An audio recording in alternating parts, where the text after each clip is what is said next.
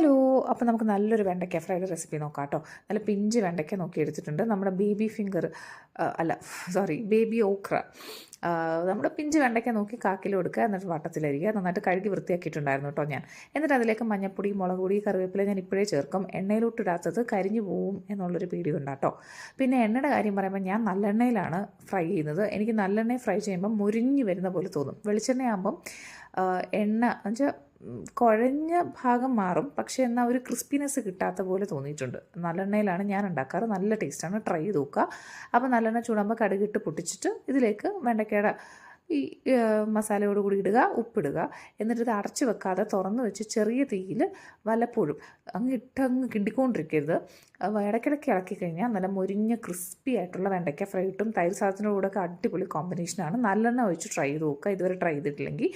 അപ്പോൾ വേറൊരു വീഡിയോയിൽ കാണാം. ബൈ.